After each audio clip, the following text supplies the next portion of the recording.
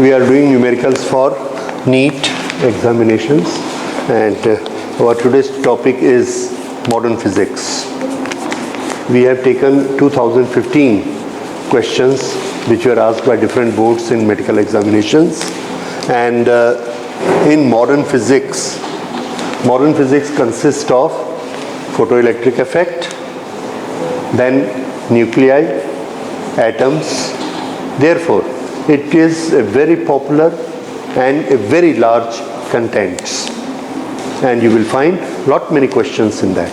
So we start with this particular numerical. It says a radiation of energy E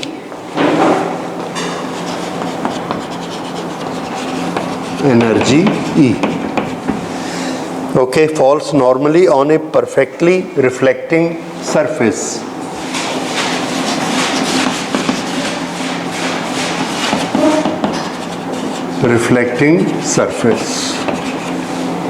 Okay, the momentum transferred to the surface is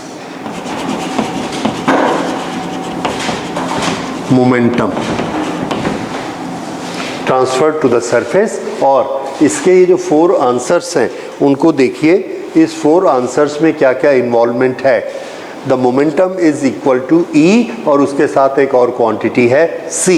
ये c क्या है? c velocity of light. Okay, तो हो क्या रहा है? Answer है radiation हो रहा है. तो अगर रेडिएशन हो रहा है, एनर्जी की बात कर रहे हैं, मोमेंटम की बात कर रहे हैं, तो ये कौन सा चैप्टर होना चाहिए?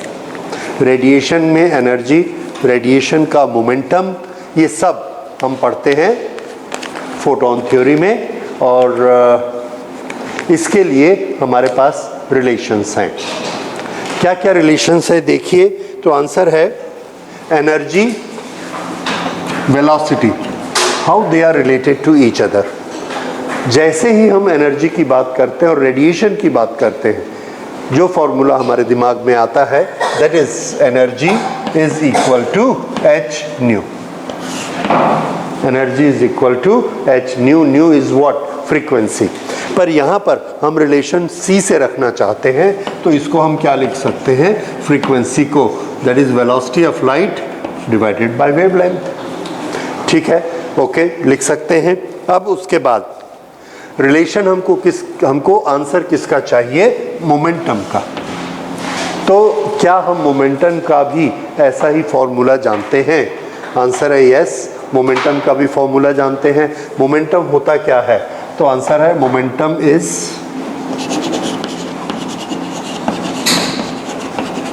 अगर आपको मॉडर्न फिजिक्स में मोमेंटम का फॉर्मूला याद नहीं आता, तो अपने क्लासिकल फिजिक्स में देखिए, आपको याद है मोमेंटम में हम किस किस को मल्टीप्लाई करते हैं? मास और वेलोसिटी को. एनर्जी में किस किस को करते हैं? तो एनर्जी में हम करते हैं half into mass into velocity का स्क्वायर. हाफ में नहीं लिखता, हाफ होता है एवरेज करने के लिए, कि जब भी किसी बॉडी को वेलोसिटी देते हैं तो शुरू में उसकी वेलोसिटी 0 होती है, बाद में v हो जाती है. तो शुरू की एनर्जी 0, बाद की mv स्क्वायर और रिजल्टेंट हाफ mv स्क्वायर. लेकिन बेसिक फॉर्मूला अगर हम एनर्जी का देखें तो वो mv स्क्वायर होता है. इन दोनों से हमको क्या पता चलता है? इनसे हमको ये पता चलता है कि अगर हम इसको डिवाइड करें तो energy divided by momentum is equal to mv square upon v.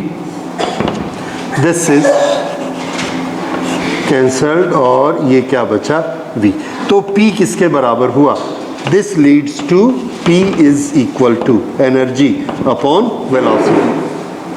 Dimensions और क्वांटिटी इस तरह से मैच करती हैं. तो मोमेंटम, अब अगर हम ये मानते हैं कि radiation is also a formation of photon, और उसमें फोटोन मूव करते हैं, तो फोटोन के पास एनर्जी भी होती है और फोटोन के पास वेलोसिटी भी होती है. तो एक फोटोन का मोमेंटम, फोटोन क्या है? रेडिएशन. ये रेडिएशन. ओके, तो रेडिएशन का फॉर्मूला क्या मिला हमको?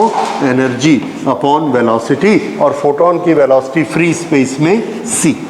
सो दिस इज मोमेंटम, और इसको अब हम लिख सकते हैं p को sorry E energy is equal to H nu upon C। Okay, अब न्यू किसके बराबर होता है? तो न्यू होता है दिस न्यू फ्रीक्वेंसी।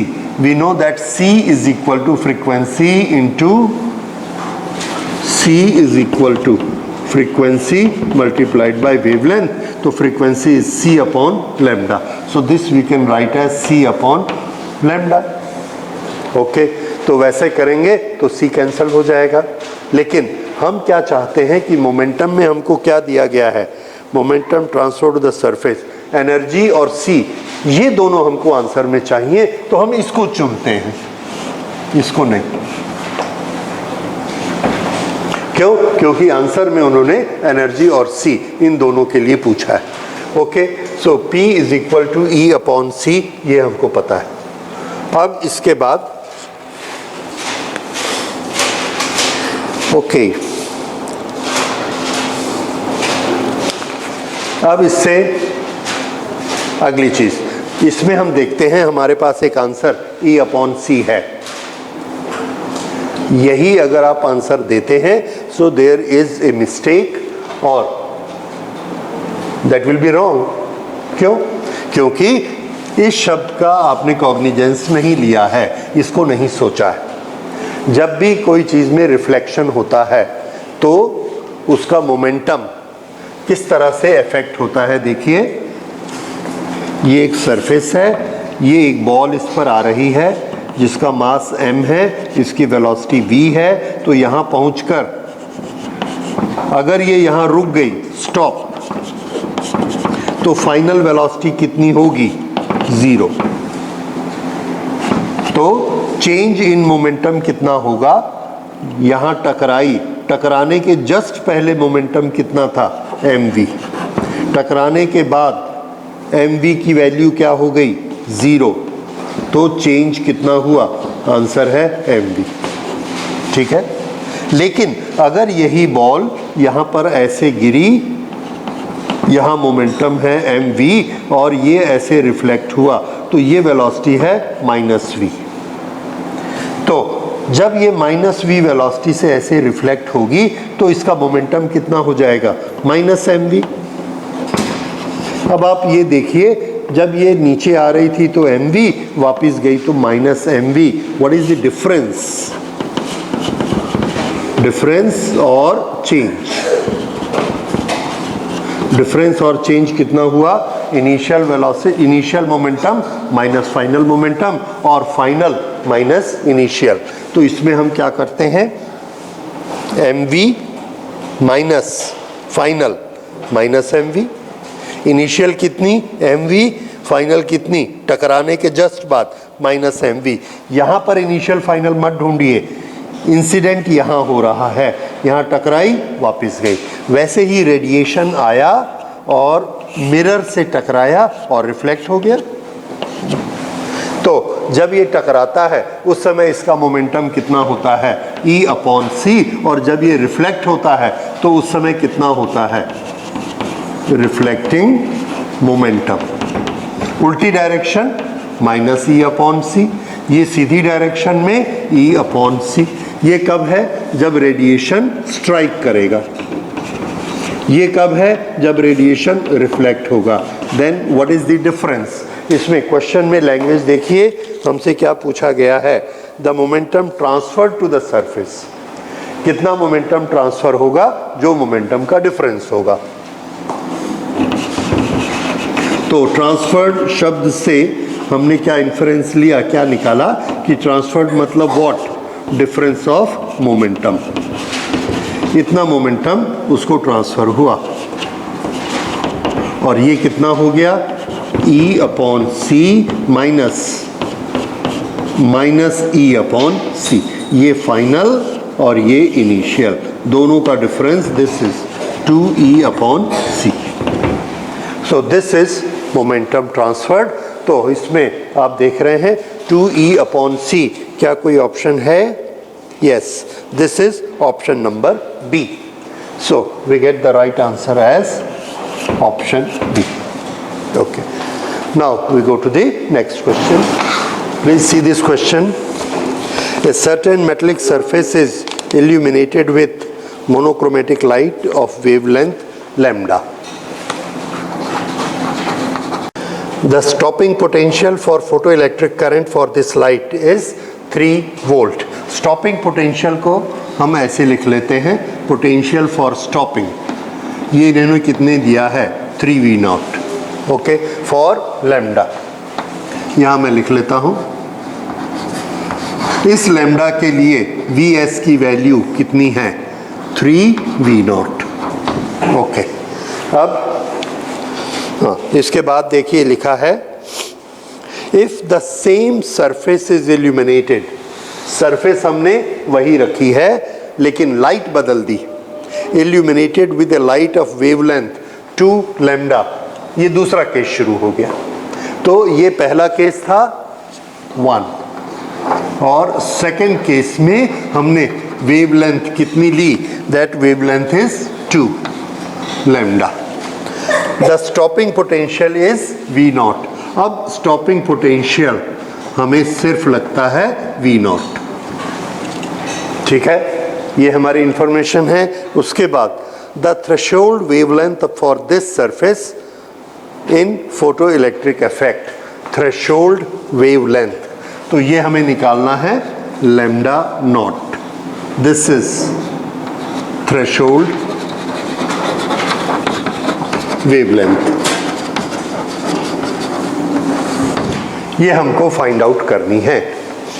ओके, और हमको जो आंसर दिए हैं, ये आंसर किस में दिए हैं? ये सब आंसर लैम्डा के फॉर्म में दिए हैं. It is 6 lambda, 4 lambda, lambda by 4, lambda by 6, like that. Okay, तो ये हमको थ्रेशोल्ड वेवलेंथ निकालनी है. Right, this is. अब इस सबसे पहले ये क्वेश्चन किस चैप्टर का है? तो इसमें हमको मालूम है कि थ्रेशोल्ड वेवलेंथ, स्टॉपिंग पोटेंशियल, ये टर्म किस में आती हैं? तो आंसर है फोटो इलेक्ट्रिक इफेक्ट में आती हैं. तो ये फोटो इलेक्ट्रिक इफेक्ट का क्वेश्चन है. ये समझ में आया? अब उसके बाद दूसरी चीज़ क्या हो रही है? हम अपने फिनोमिना याद करते हैं. थ्रेशोल्ड वेवलेंथ ठीक है, निकालेंगे. जब फोटो इलेक्ट्रिक इफेक्ट होता है तो क्या हमको उसके कोई इक्वेशन याद है या क्या हमको उसका कोई फिनोमिना याद है?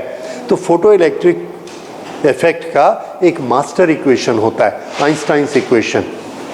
एक फोटोन जब एनर्जी लेकर आता है तो वो उस फोटोन की एनर्जी होती है h nu. इतनी एनर्जी वो लेकर आता है. इसमें से जब वो इलेक्ट्रॉन को स्ट्राइक करेगा तो कितनी एनर्जी खर्च कर देगा? Work function. ये वर्क फंक्शन उसने एनर्जी खर्च कर दी. बाकी जो एनर्जी बनी, बाकी जो बची, उसको इलेक्ट्रॉन लेकर बाहर निकलता है और वो उसकी क्या बन जाती है? Kinetic energy. वो जो काइनेटिक एनर्जी बनती है उसका मेजरमेंट हम किससे करते हैं? तो आंसर है उसका मेजरमेंट हम स्टॉपिंग पोटेंशियल से करते हैं. और अगर किसी का स्टॉपिंग पोटेंशियल V0 है तो उसके पास एनर्जी कितनी होगी? Charge into potential, EV0. ये उसके पास काइनेटिक एनर्जी होगी. इस तरह से ये आइंस्टाइन्स इक्वेशन, ये हमको फोटो इलेक्ट्रिक में हमेशा याद रहना चाहिए. फिर से, एक इलेक्ट्रॉन पर फोटोन स्ट्राइक किया, कितनी एनर्जी लेकर आया? That is h nu. इसमें से इलेक्ट्रॉन सरफेस तक आया, कितनी एनर्जी खर्च हो गई? Work done, that is this W. उसके बाद ये वर्क फंक्शन के बाद कितनी एनर्जी बच गई? जो कि इसकी क्या बन गई? Kinetic energy. इस काइनेटिक एनर्जी को सामने से उल्टा पोटेंशियल लगाकर हमने रोक दिया इसके बराबर. अगर हमको ये पोटेंशियल V0 लगाना पड़ा तो हमने मेजरमेंट कर लिया कि काइनेटिक एनर्जी किसके बराबर होनी चाहिए? EV0 के बराबर. This is our master equation, we will work on that. लेकिन हमको तो लैम्डा पे काम करना है. अगर लैम्डा पे काम करना है तो हम इसको लैम्डा में कन्वर्ट भी कर सकते हैं. कैसे? Nu is equal to C upon lambda, so we will write it hc upon lambda is equal to EV0 plus work function. ठीक है. अब पहले केस में इसको सेट करिए, दूसरे केस में सेट करिए. उससे हम अननोन क्वांटिटीज निकाल सकते हैं। लेकिन हमको चाहिए क्या? हमको चाहिए थ्रेशोल्ड वेवलेंथ। थ्रेशोल्ड वेवलेंथ क्या होता है? थ्रेशोल्ड वेवलेंथ और थ्रेशोल्ड फ्रीक्वेंसी। थ्रेशोल्ड फ्रीक्वेंसी वो मिनिमम फ्रीक्वेंसी है जब वो सिर्फ इतनी एनर्जी देगा कि ये इलेक्ट्रॉन सरफेस से आके बाहर निकलेगा और इसकी एनर्जी क्या हो जाएगी? ज़ीरो। अब इसके पास चलने की एनर्जी नहीं है, मतलब इसके पास कितनी एनर्जी इसको मिली थी? तो आंसर है इसको एनर्जी मिली थी वर्क फंक्शन के बराबर। वर्क फंक्शन के बराबर एनर्जी देने के लिए जो फोटोन आया था उसकी फ्रीक्वेंसी ओमेगा नॉट, तो उसके पास एनर्जी कितनी? h into this is frequency h new not. ये थ्रेशोल्ड फ्रीक्वेंसी है, थ्रेशोल्ड फ्रीक्वेंसी। ओके, रिलेशन याद आ गया आपको? थ्रेशोल्ड फ्रीक्वेंसी एनर्जी देती है कितना? जितना वर्क फंक्शन होता है सिर्फ उतनी, बस उससे ज़्यादा काइनेटिक एनर्जी वो नहीं दे पाती। उस फ्रीक्वेंसी को हम थ्रेशोल्ड फ्रीक्वेंसी कहते हैं। बहुत लो फ्रीक्वेंसी होगी। अब इसी से हम क्या बना सकते हैं? This is c upon lambda not. अब हमारा टारगेट क्या है? थ्रेशोल्ड फ्रीक्वेंसी को निकालना। और अगर थ्रेशोल्ड फ्रीक्वेंसी कैलकुलेट करनी है तो हमको क्या पता होना चाहिए? Work function. अब वर्क फंक्शन हमको पता लगाना है और वर्क फंक्शन इस रिलेशन में आता है। इस रिलेशन में hc तो कांस्टेंट है, ये स्टॉपिंग पोटेंशियल है और लैम्डा है। हमको जो गिवन क्वांटिटीज हैं उसमें वेवलेंथ लैम्डा और स्टॉपिंग पोटेंशियल दोनों दिए हुए हैं। तो इस दो अननोन हैं, जबकि हमको निकालना क्या है? एक। अगर दो में से एक की वैल्यू निकालनी है तो अलजेब्रा हमको ये बताता है कि हमको दो इक्वेशन लिखने चाहिए और ये दोनों इक्वेशन के डाटा इन्होंने दिए हुए। Our job is done. तो फर्स्ट हम क्या लेते हैं? इस इक्वेशन में पहले की वैल्यूज फिट करते हैं, तो ये हो जाएगा hc upon lambda is equal to E into stopping potential. First case में स्टॉपिंग पोटेंशियल कितना है? 3v0, okay, plus work function. अब सेकेंड केस में, दैट इज केस 2, फिर से कांस्टेंट hc और अब वेवलेंथ कितनी है? तो आंसर है अब वेवलेंथ है 2 लैम्डा इज इक्वल टू फिर से E into stopping potential, E into stopping potential. इस केस में स्टॉपिंग पोटेंशियल सिर्फ V0 है, V0 into stopping potential plus work function. क्या हम इस वर्क फंक्शन को W ही लिख सकते हैं? आंसर है यस, इसको हम W ही लिख सकते हैं। क्यों? क्योंकि हमने मेटल चेंज नहीं किया। क्वेश्चन में देखिए, we are using the same metal for elimination again, so इसलिए ये W ही रहेगा। अब अगर हम इसको माइनस कर देंगे तो W कैंसिल हो जाएगा। We don't want to cancel W। कुछ ऐसा करिए कि W कैंसिल मत हो। तो हम किस किस का रिलेशन चाहते हैं? लैम्डा और W का। तो हम क्या करते हैं? ये वाली क्वांटिटी को बराबर कर देते हैं। तो इसको बराबर करने के लिए क्या किया? Multiplied by 3। तो ये क्या हुआ? 3 एंड 3, ये मल्टीप्लाइड बाय 3 हो गया। अब इसमें से इसको माइनस करिए, तो इसमें से इसको माइनस किया तो ये कितना आ गया? 2hc upon lambda. No this we can do, क्योंकि ये 2 लैम्डा है और ये लैम्डा है, तो हमें इसे इस तरह से लिखना होगा 3hc upon 2 lambda minus hc upon lambda is equal to this minus this, ये दोनों कैंसल आउट हो गए, this minus this to work function. अब यहाँ देखिए ये, तो यहाँ पर हम निकाल सकते हैं 3hc अपॉन 2 लैम्डा, ये लीजिए 2 and 2, तो 2 लैम्डा कॉमन हो गया, 3hc minus 2hc is equal to 1hc. So this is hc upon 2 lambda is equal to work function. अब hc upon 2 lambda is equal to 2 work function. इसमें से ये lambda कौन सा लैम्डा है? तो ये हो गया हमारा थ्रेशोल्ड फ्रीक्वेंसी। वर्क फंक्शन किसके बराबर होता है?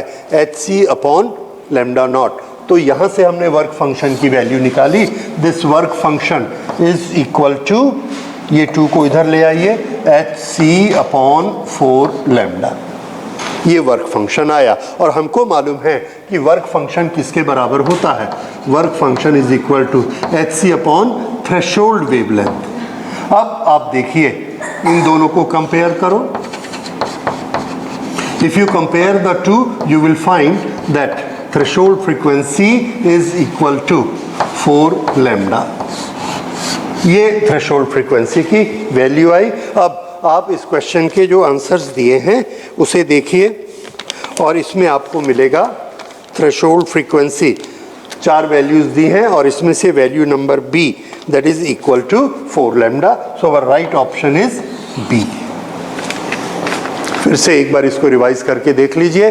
सो for any questions in modern physics and with the photon, its energy, wavelength, frequency, you must remember Einstein's equation, that is this। और ये आइंस्टाइन इक्वेशन ये हमको याद होना चाहिए। दूसरी चीज़ हमें जो चीज़ याद होनी चाहिए कि थ्रेशोल्ड फ्रीक्वेंसी का वर्क फंक्शन से क्या रिलेशन होता है। ये 2 फॉर्मूले हमने अपनी मेमोरी से निकाले, उसके बाद मैथमेटिक्स लगाई, 2 इक्वेशन बनाए और वर्क फंक्शन निकाला और वर्क फंक्शन से हमको क्या मिल गया, threshold frequency. This is how you will be able to do it. Thank you. See this question. This says, which of the following figures represent the variation of particle moment and associated de Broglie wavelength? Particle momentum and de Broglie's wavelength. Particle momentum P and de Broglie's wavelength lambda de Broglie। Okay, इनका आपस में क्या relation होता है। तो electron के case में या किसी भी पार्टिकल केस में de Broglie ने जो हमको इक्वेशन दिया था, according to that okay P is equal to again it has got the same formula which is the formula for momentum of photon. And what was that formula? That formula was h upon lambda. P is equal to h upon lambda. Okay. If it is like this, then h is a constant. So we have P proportionate to 1 upon lambda. This is inversely proportionate. और inversely proportionate का graph कैसा होता है? इसमें हमारे पास जो 2 axis हैं, एक में P है और एक में लैम्डा है और ये दोनों इन्वर्सली प्रोपोर्शनेट हैं और इन्वर्सली प्रोपोर्शनेट का ग्राफ ये इस तरह का ग्राफ होता है which is rectangular hyperbola. This we know from our knowledge. So out of that 4 we choose and that the right option will be B. तो इसमें हमारा टेस्ट क्या है? हमारा टेस्ट ये है कि de Broglie मोमेंटम का फॉर्मूला हमें याद है कि नहीं।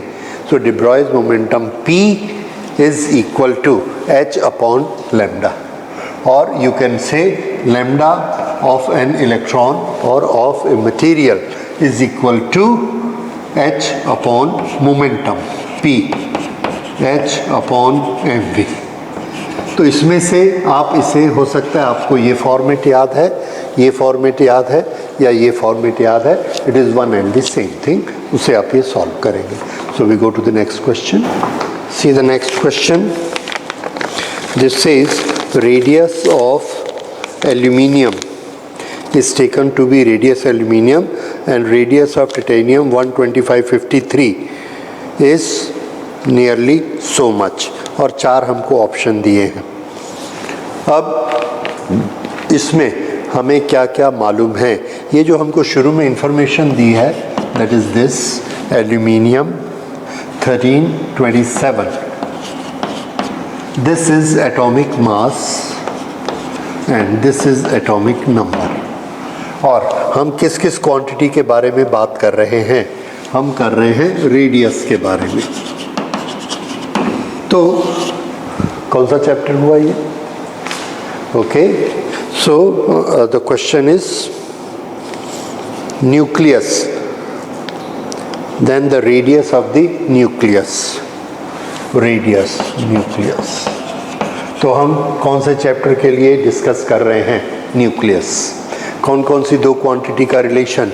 रेडियस एंड एटॉमिक मास और atomic number.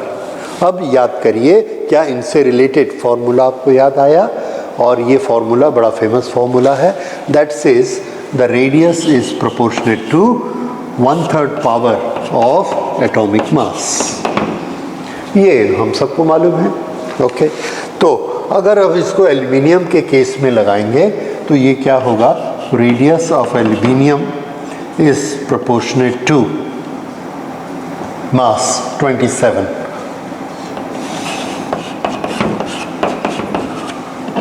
Radius of iridium is equal proportionate to, this is okay, वहाँ से उसका देखिए, that mass is 125।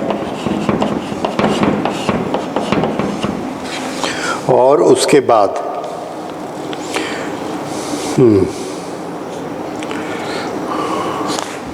ये जो है रेडियस ऑफ एल्यूमिनियम इतना है, तो हमको ये बताना है कि इसका इसके साथ रिलेशन क्या है। दैट मीन्स आंसर्स को देखिए, सब आंसर किस में दिए हैं और क्वेश्चन क्या है? The question says that radius of TE is equal to, और इसके बाद एक फ्रैक्शन है और फ्रैक्शन के बाद है radius of aluminium. This is answer we have to give कि यहाँ पर कौन सा नंबर आएगा। That means what we are suppose to find out, radius TE divided by radius AL, ये हमें चाहिए, तब ये हमारा आंसर आएगा। ओके, तो इसे निकालने के लिए ये हमारे पास तैयार है। So radius TE 125 upon 27 to the power 1/3. This is 5 and this is 3. 5 5s are 25, 5s are 125, 3 3s are 9, 3s are 27. So 5 upon 3. This is the answer here. So out of these we find that option B has got answer 5 upon 3 aluminium. So that is our right option. Thank you. अगला question जो कि CBSE all India PMT में आया था, ये भी exactly वैसा ही है। This says to spherical nucleus है मास 216 एंड 64, तो R1 अपॉन R2 ये बताइए। And this is very simple, R1 upon R2 is equal to 1/3 A1 upon A2, और A1 अपॉन A2 इन्होंने कितना दिया है? 216 64 4 4 4 और ये 6 6 6 and this is 6 upon 4, 2 3s are 2 2, 3/2, and this gives us option number A. So it is same thing. Now we go to the next question. Okay, this is a good question. When a light beam of frequency nu incident on a metal, photoelectrons are emitted. Okay, हमको पता है energy of photoelectrons.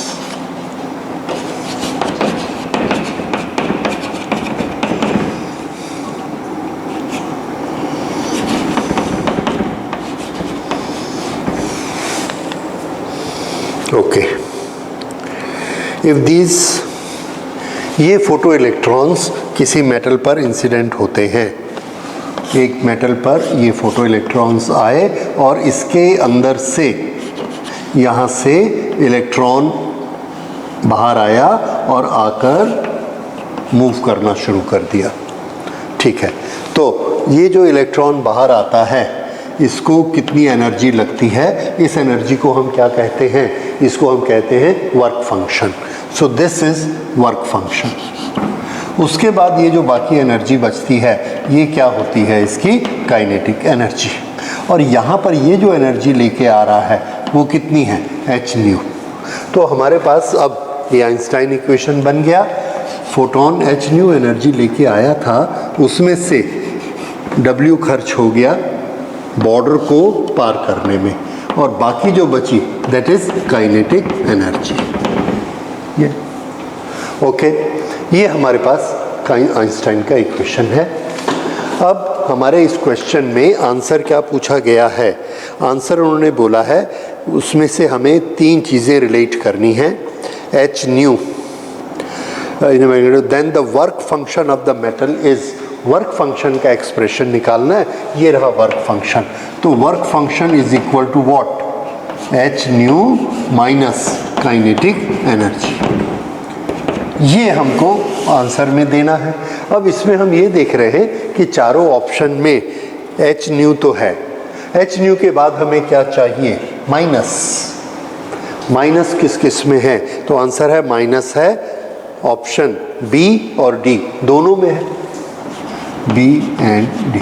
Okay, तो इन दोनों में से कोई एक ठीक होगा, लेकिन वहाँ पर उन्होंने काइनेटिक एनर्जी नहीं लिखा है, एक और एक्सप्रेशन दिया है। उस एक्सप्रेशन में क्या है, magnetic field, charge and radius of rotation. जब कोई चार्ज पार्टिकल एक मैग्नेटिक फील्ड में एंटर करता है तो क्या करता है, आंसर है it starts moving in a circular path, और ये सर्कुलर पाथ का रेडियस r है। यहाँ पर चार्ज की क्वांटिटी कितनी है, E, radius r, magnetic field की स्ट्रेंथ B। जब ये इसमें घूमता है, इसका मास m, ये इतने इसके पैरामीटर्स हैं। इस पैरामीटर के बेसिस पर याद करिए, मैग्नेट के चैप्टर में हमने पढ़ा हुआ है, साइक्लोट्रॉन में हमने पढ़ा है कि इसकी एनर्जी कितनी होती है।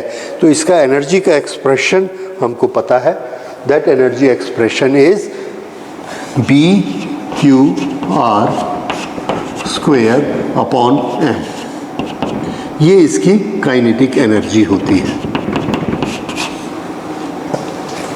ओके, तो इसी काइनेटिक एनर्जी को हम यहाँ रिप्लेस कर देते हैं, तो ये क्या बन जाएगा, work is equal to H nu minus B, electron का charge E, radius R, given quantity है radius, divided by mass of electron, that is mass of electron. ये इक्वेशन ऐसा होता है, remember it, 2 is here. Okay, so BER square divided by 2 mass of electron, ये आना चाहिए। अब हम देखते हैं कि इस फॉर्मेट में कोई आंसर है या नहीं है। तो ये हमको दिखता है, this is number B. B में देखिए माइनस भी है और ये स्क्वायर भी है। So our right option is B. फिर से देखिए, हमारा फंडामेंटल फॉर्मूला क्या है, इलेक्ट्रॉन इजेक्ट होने का, given energy h nu minus work function is equal to kinetic energy of electron. ये फोटोन लेके आया, वर्क फंक्शन से इलेक्ट्रॉन को बाहर निकाला, और ये जब बाहर निकला तो इसको ये काइनेटिक एनर्जी यहाँ मिल गई। इसको अब हमें क्वेश्चन में दिया है वर्क निकालना, तो वर्क किसके बराबर हुआ, H nu minus kinetic energy. H new तो आंसर में ऐसे ही है, काइनेटिक एनर्जी के लिए इन्होंने हमको कंडीशन दी, क्या, कि ये जब एक मैग्नेटिक फील्ड में जाता है तो r रेडियस से घूमता है ये, ओके, उस समय इसकी एनर्जी कितनी होती है। तो हमको मालूम है कि अगर r रेडियस से घूमता है तो हम अपनी मेमोरी से याद करते हैं कि जब चार्ज पार्टिकल मैग्नेटिक फील्ड में घूमता है तो उसकी एनर्जी का formula half BER square upon ME होता है। इसका डेरिवेशन हम लोग अभी नहीं करेंगे, this we use by memory. और अगर आप डेरिवेशन करना चाहें तो करिए, we have already done it when we were studying effect of magnetic field on a charge, when a charge enters a magnetic field, cyclotron. So this is how we have made it. Thank you. See the next question. In a nuclear reactor, the number U-235 nuclei undergoes fission per second is 4 into 10 to the power 20 numbers of fission. Okay. If the energy released per fission is so much, the total energy released in 10 hours. Oh, it's a very simple setting simple setting of a question that nuclear environment per second, in 1 second energy released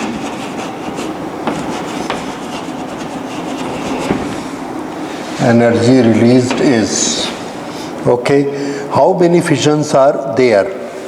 4 into 10 to the power 20.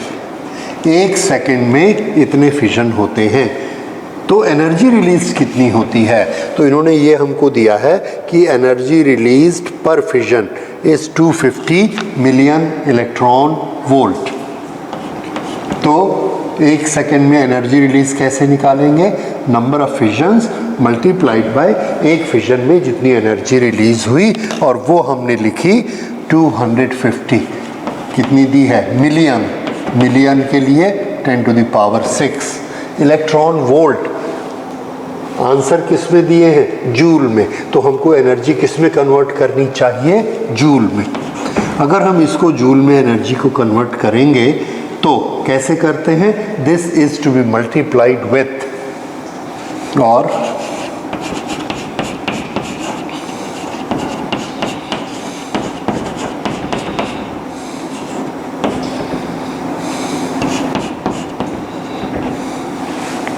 this is to be multiplied with the factor charge on electron। और अब ये electron volt क्या बन गया? Joule. तो electron volt को joule में कैसे बनाते हैं? This is converted into joule with by multiplying 1.6 into 10 to the power minus 19। ये कितने में हुआ? in 1 second। अब ये क्या पूछ रहे हैं? in 10 hours। therefore in 10 hours 10 hours कितना होता है? 10 into 3600 second। so in 10 into 3600 second कितनी एनर्जी रिलीज होगी? energy released is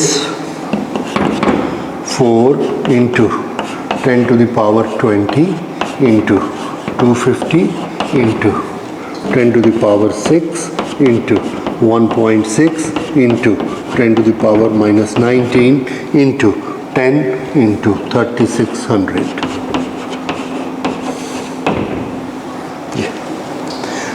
और यूनिट इसकी क्या रही? जूल। ये हमारा आंसर है, जो इन चारों में से किसी एक से मैच करना चाहिए। ओके, अब now it is only a multiplication. आप कर सकते हैं इसको। I will try to help you out. 10 की पावर देखिए, 20 ये हो गया। एक यहाँ से ले लीजिए, एक यहाँ से 6 लीजिए, 6 यहाँ से minus 19। ओके, ऐसा करते हैं, वी विल टेक इट -19। यहाँ इसको 10 से मल्टीप्लाई कर दीजिए और ये कितनी हो जाएगी? 20 -20। ठीक है, 10 से मल्टीप्लाई किया, 10 से डिवाइड किया, यानी इसमें +1 दिया, -1 दिया, ये आ गया। तो ये हमने लिख लिया 20, ये भी हो गया। उसके बाद 10 की पावर 1 और ये 10 की पावर 2। ये सारी कैलकुलेशंस 10 की पावर ऑर्डर हो गई। ओके, अब नंबर्स क्या क्या बचे? 4, 25, 16 and 36। Okay, so again 4 into 25 is 100. 100 is 10 to the power 2। ये आ गया। Now it is 16 into 36 और 16 into 36 हम कर लेते हैं, that is 576।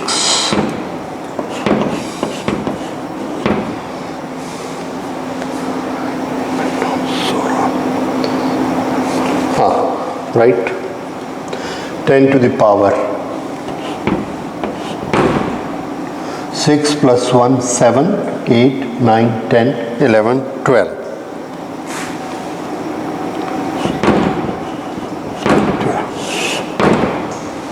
See the option, this is option number B. So it was a very simple question. In 1 second how many, हमको क्या याद होना चाहिए, एक फिजन की एनर्जी, अगर एक फिजन की एनर्जी दी है तो जितने फिजन एक सेकंड में हो रहे हैं उतनी एनर्जी एक सेकंड में रिलीज होगी. But the thing is the unit given is electron volt और unit in the answer required is joule.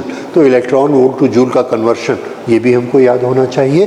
तो इलेक्ट्रॉन वोल्ट से जूल का कन्वर्शन किया, then it is very simple. एक सेकेंड की एनर्जी है तो 10 आवर्स की कितनी एनर्जी होगी, and it's a small mathematics. Okay, we go to the next question. It is a conceptual question. This says nuclear fusion. Fusion क्या होता है? Fusion here HH makes helium and there is a lot of energy.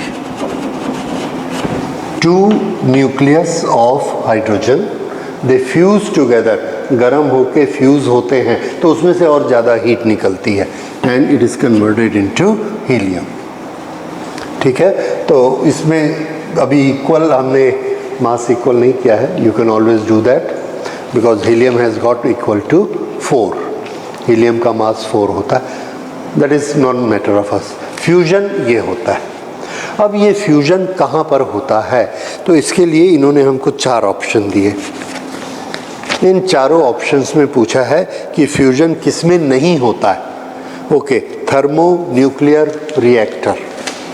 Thermo nuclear reactor में fusion से hydrogen hydrogen मिलाकर helium बनती है और उससे हीट निकलती है, तो थर्मोन्यूक्लियर में फ्यूजन होता है.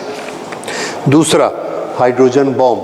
हाइड्रोजन बॉम्ब में भी यही रिएक्शन होता है. तीसरा, एनर्जी प्रोडक्शन इन द सन. तो सन में भी हाइड्रोजन हाइड्रोजन मिलके हीलियम बनती है और हीट निकलती है. दैट इज दिस रिएक्शन, उसमें भी होता है. और उसके नीचे दिया energy production in the stars. तो जैसे सन में होता है वैसे स्टार्स में भी फ्यूजन होता है. उनका एनर्जी का सोर्स भी यही है. और डी ऑप्शन में दिया है एटम बॉम्ब. तो एटम बॉम्ब में क्या होता है, एटम बॉम्ब में हमने पढ़ा है, ये आपको याद होना चाहिए कि एटम बॉम्ब में हम कौन सी प्रोसेस यूज़ करते हैं. तो आंसर है that is fission. Uncontrolled fission is atom bomb. तो एटम बॉम्ब में फिजन होता है और फिजन में यूरेनियम टूटता है और टूट के इसके 2 कंपोनेंट्स बनते हैं. इसके बहुत सारे कॉम्बिनेशंस हैं, पर इस प्रोसेस को हम क्या बोलते हैं, फिजन. और ये प्रोसेस किस में है, फ्यूजन. तो इन चारों में से सिर्फ एटम बॉम्ब है जिसमें फिजन यूज़ होता है, बाकी तीनों में फ्यूजन यूज़ होता है. तो किस में फ्यूजन नहीं यूज़ हुआ, आंसर एटम बॉम्ब में नहीं यूज हुआ. So our right option is D. Okay, so it was a simple concept और ये आपका नॉलेज का ही टेस्ट था. So we go to the next question. इसमें इन्होंने हमको एक टर्म दी है, the approximate ratio of the nuclear mass density of gold and silver. किस चीज़ की डेंसिटी निकालनी है, ratio of the densities of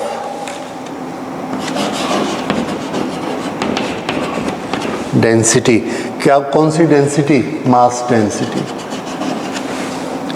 कौन सा mass, nuclear. Nuclear mass density of gold divided by nuclear mass density of silver. अब दोनों का मास अलग अलग होता है. AU का मास हमको दिया है 197 और AG का मास हमको दिया है 107. क्या हम इन दोनों का रेशियो यहाँ पर लेंगे, और यही हमारा कंफ्यूजन होता है. हमसे क्या पूछा जा रहा है, मास का रेशियो. नो, मास के आगे एक और वर्ड लगा है डेंसिटी. डेंसिटी का रेशियो पूछ रहे हैं, मास का नहीं. तो क्या होता है, whether it is gold or it is silver, both are made by what? Protons, neutrons. तो अगर प्रोटॉन इसमें भी है, प्रोटॉन इसमें भी है, तो प्रोटॉन और प्रोटॉन की डेंसिटी कैसी है? सेम। अगर इसमें न्यूट्रॉन है, इसमें न्यूट्रॉन है, दोनों की डेंसिटी सेम। तो गोल्ड में क्या ज़्यादा है? आंसर है गोल्ड में नंबर ऑफ पार्टिकल्स ज़्यादा है। अगर नंबर ऑफ पार्टिकल्स ज़्यादा हैं तो उसका टोटल मास ज़्यादा हो जाएगा, तो साथ ही साथ उसका वॉल्यूम भी बढ़ जाएगा। तो मास बढ़ेगा, वॉल्यूम बढ़ेगा, क्या नहीं बढ़ेगा? डेंसिटी। क्योंकि पर यूनिट वॉल्यूम आप लेंगे, सिर्फ उसमें एक यूनिट वॉल्यूम लीजिए, जितना प्रोटॉन का वॉल्यूम है, तो उसको जब आप काट के निकालेंगे तो गोल्ड में भी प्रोटॉन ही आएगा और सिल्वर में भी प्रोटॉन ही आएगा। दोनों की डेंसिटी बराबर है, वॉल्यूम आपने दोनों बराबर लिया। फिर गोल्ड भारी क्यों होता है? क्योंकि उसका वॉल्यूम ज़्यादा बड़ा होता है और सिल्वर का वॉल्यूम थोड़ा सा छोटा होता है, इसलिए मास में डिफरेंस आ जाता है। पर जिस चीज़ के दोनों बने हुए हैं, प्रोटॉन और न्यूट्रॉन, वो तो दोनों की एक ही है। तो दोनों को अगर आप बराबर बराबर लेंगे वॉल्यूम में, तो दोनों का डेंसिटी बराबर, दोनों का मास पर यूनिट वॉल्यूम बराबर। तो डेंसिटी में कोई चेंज नहीं है। अगर डेंसिटी में चेंज नहीं है तो इसका रेशियो क्या हो जाएगा? 1/1. So that is our right option in this. The right option is 1:1. That is option D. मास में ये ऑप्शन होगा, मास मास। डेंसिटी टू डेंसिटी लेंगे, density density, it is this. Thank you. See the next question. It says number of spectral lines in hydrogen atom. Hydrogen atom में आपने ये देखा है अलग अलग फैमिलीज बनी हुई हैं, हर एक की अपनी नंबर ऑफ स्पेक्ट्रम लाइंस होती हैं, लेकिन टोटल कितना होता है? तो आंसर है, थ्योरी याद रखिए, कंसेप्ट याद रखिए कि ऐसी बहुत सारी सीरीज़ होती हैं, जो सीरीज़ आपने पढ़ी है, Balmer series, this series, that series, ऐसे सीरीज़ बहुत सारी मिलते जाएंगी। तो टोटल लाइंस कितनी होंगी? आंसर है टोटल लाइंस इन्फिनिट होती है। सो जस्ट रिमेंबर, अगर टोटल बोलेंगे तो इन्फिनिट होती हैं और अलग अलग सीरीज़ में अलग अलग होती हैं। हम लोग कुछ सीरीज़ को जान सके हैं, बाकी सीरीज़ को अभी भी हम नहीं जान सके। सो इसका राइट ऑप्शन क्या होगा? D, that is infinite. Okay, so just by memory. Thank you. See the next question. A radioactive element X disintegrate successively. एक के बाद एक उसमें डिसइंटीग्रेशन होते हैं। पहले एक प्रोसेस हो रही है, X X1 में बदल रहा है, X2 X3 X4। इसको मैंने यहाँ फिर से लिखा, X1 X2 X3 X4। X से जब X1 बनता है एक बीटा निकल गया, X1 से X2 बनता है एक अल्फ़ा निकल गया, X2 से X3 फिर से एक बीटा माइनस निकल गया और X3 से X4 फिर से एक अल्फ़ा निकल गया। अब इनका ये कहना है, पूछ क्या रहे हैं, What are the corresponding values for X4? X4 का एटॉमिक नंबर और एटॉमिक मास नंबर, ये कितने कितने चेंज हो जाएंगे? So it's very easy. Okay, देखिए पहले लेते हैं एटॉमिक नंबर। ये किसके बारे में बात करता है? चार्ज। जब बीटा माइनस इसमें से निकलेगा तो इसके चार्ज का क्या होगा? ये है +72। अब ये फैक्ट हमको याद आना चाहिए कि जब एक इलेक्ट्रॉन निकलता है तो इस ऑब्जेक्ट के चार्ज में क्या इफेक्ट पड़ता है? Charge number. तो आंसर है कि अगर इसका चार्ज नंबर जितना है उसमें से एक -1 आउट हो गया, तो -1 आउट होने से क्या होता है? आंसर है 72 में से लेस हो जाएगा। कितना लेस हो जाएगा? -1। तो कितना हो गया? 73। यस, निकल गया आउट, पर आउट हुआ कौन? -1 आउट, तो 73। तो इस फैक्ट को हम याद कर लेते हैं कि जब भी इलेक्ट्रॉन निकलेगा एक प्लस चार्ज इंक्रीज हो जाएगा। तो ये 72 यहाँ आकर क्या बन गया? 73। उस 73 में से ये फिर से माइनस हुआ, अब इसमें से कितना माइनस हुआ, +2, कितना बच गया, 71। तो यहाँ जब ये पहुँचता है तो कितना आ गया, 71। अब 71 में फिर -1 आउट हुआ, -1 आउट हुआ तो ये कितना आ गया, 72। तो ये यहाँ पर पहुँच गया 72, और 72 में फिर एक अल्फ़ा आउट हुआ, 72 में एक अल्फ़ा आउट हुआ, यानी +2 इसमें से आउट हो गया, तो कितना बचा, 70। तो ये नंबर यहाँ पहुँच गया कितना, 70। अब मास पे आइए, मास की कैलकुलेशन यहाँ कितनी थी, 180।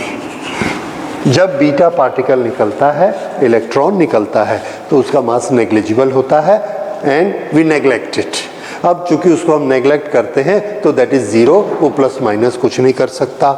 तो 180 माइनस 0, तो ये कितना रहा यहाँ पे, 180। इस 180 में से अल्फ़ा निकला, तो अल्फ़ा में क्या होता है, अल्फ़ा में 2 प्रोटॉन और 2 न्यूट्रॉन, तो मास कितना हुआ, 4। तो जब भी अल्फ़ा निकलेगा उसके मास में से 4 लेस हो जाएगा, तो ये कितना बन गया यहाँ, 176। अब इस 176 में से बीटा निकला, नो चेंज, 176। अब इस 176 में से फिर अल्फ़ा निकल गया, -4, तो ये कितना बच गया, 176 - 4 इज इक्वल टू 172। सो जो X4 प्रोडक्ट हमको मिलेगा, mass number 172 and atomic number 70। Do we have any option, that is 172 70, ठीक। तो atomic number 70 and this is 172, और ये कौन सा ऑप्शन है, here we find this is option number D, that is the right option. Thank you. Okay, see the next question. The energy released by fission of one uranium atom is 200 million electron volt. Okay, energy released by one fission.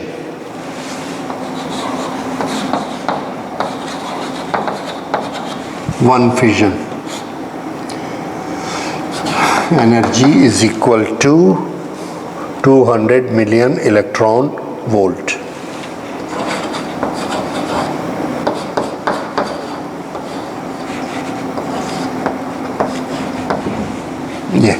ये हमको given है।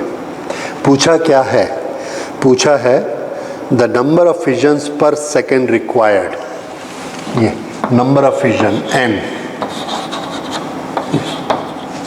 इन 1 second, ये हमको बताना है। Given क्या है, जब ये n फिजन होते हैं तो हमको एनर्जी कितनी मिलती है, तो ये एनर्जी हमको मिलती है 6.4 वॉट पर सेकेंड। अब ये जो वॉट है ये क्या चीज़ होती है, तो आंसर है, फिर से देखिए, the number of fission per second required to produce 6.4 watt power. 6.4 watt power में कितनी एनर्जी होती है, तो आंसर है 6.4 joule per second. So what do we need, 6.4 joule, time 1 second, और हमारे क्वेश्चन में भी टाइम 1 सेकेंड। तो अगर 1 सेकेंड में 1 सेकेंड में 6.4 जूल एनर्जी निकलती है तो पावर कितनी हुई, 6.4 divided by 1, that is again 6.4 watt. So for 1 second 6.4 is watt as well as 6.4 is joule. 1 second के लिए वॉट और जूल एक ही होता है। जब सेकेंड बढ़ेंगे तो हम उससे मल्टीप्लाई करेंगे, watt into time is equal to work. Okay, तो 1 second this much energy is required, n fission in 1 second, इतनी एनर्जी हमको मिलती है तो हमको n की वैल्यू चाहिए। और it's a very simple division. Okay, कैसे निकालेंगे, 1 so much, so n fission so much, तो n की वैल्यू कैसे निकलेगी? This is n multiplied by, एक फिजन में कितना देता है? 210 टू द पावर 6, पर ये यूनिट क्या है? Electron volt. एक फिजन में इतनी है 210 to the power 6 into 1.6 into 10 to the power -19 joule. ये किसकी एनर्जी है? यहाँ से यहाँ तक एक फिजन की, और n फिजन हो गए इतनी। ये पूरी एनर्जी कितनी होनी चाहिए?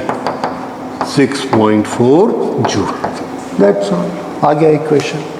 अब आप इसमें से कैंसलेशन कर लीजिए and you will find out that n 6 - 19 इधर जाएंगे प्लस हो जाएंगे, और इस तरह से n की वैल्यू आपको मिलेगी 2 × 10 टू द पावर 11। ये n की वैल्यू आ गई। ओके, करके देख लीजिए। It's a very small mathematics. So in this way we find the answer, that is option number A, that is the right option. Thank you. So we have done few questions, more questions in the modern physics we will do tomorrow, but you see the level of questions in NEET, that is, those are basically knowledge based, so you must remember all the rules and the concepts very clearly. You don't need lot of mathematics.